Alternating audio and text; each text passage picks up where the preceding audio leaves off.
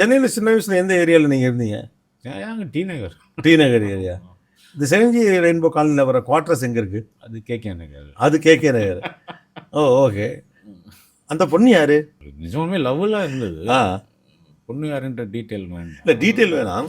ஐ மீன் அதே மாதிரி ஒரு வட இந்திய பெண் அந்த மாதிரியா, இல்லை அது ஒரு கற்பனை கதாபாத்திரம் மாதிரியா? கொஞ்சம் இருந்தது. வட இந்திய பெண் கற்பனை. ஆ, பொண்ணு அப்படியே காமிச்சா அந்த பொண்ணு செருப்பால் அடிக்கும். 2 பக்கம் லவ் தான், எல்லாம் ஓகே. மற்றபடி நிறைய கற்பனை தான். ஆ. ஓகே. அந்த சூழல் உங்கள் வாழ்வில் இருந்த ஒரு சூழல்லேருந்து அப்படியே அதை என்ஹான்ஸ் பண்ணது தானே அது?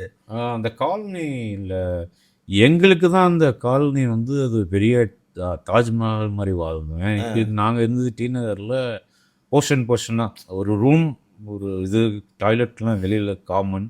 அப்படி இருந்தவங்களுக்கு ஒரு ஃப்ளாட்டுன்னு பிடிச்ச எங்களுக்கு அதுவே வந்து பயங்கரமாக பசங்க கூட இருக்கிறவங்கலாம் கான்வென்ட் போகிறாங்க, பேட்மிண்டன் ஆடுறாங்க, எல்லாம் புது உலகமாக இருந்தது. எனக்கு டி நகரில் கோலி விளாடுறேன்.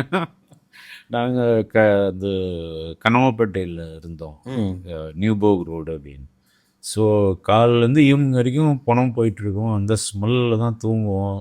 ஸோ அது வேறு லைஃப். இனிமேலாவது பசங்க உருப்படட்டும் அப்படின்னு எங்கள் அப்பா ஒரு நாள் பார்த்துட்டார். சேத்துல சகதியில் புரிந்து நான் கோலி விளையாடிட்டு இருக்கிறத வந்து, சரி இனிமேல் அப்புறம் கெட்ட வார்த்தை அசால்ட்டாக பேசிக்கிட்டு போகிறேன், ஏதோ இந்த ஏரியாவில் பிரச்சனை இருக்குதுன்னு சொல்லி மாற்றினார் கேகே நகர். அப்படி மாறினவங்க தான்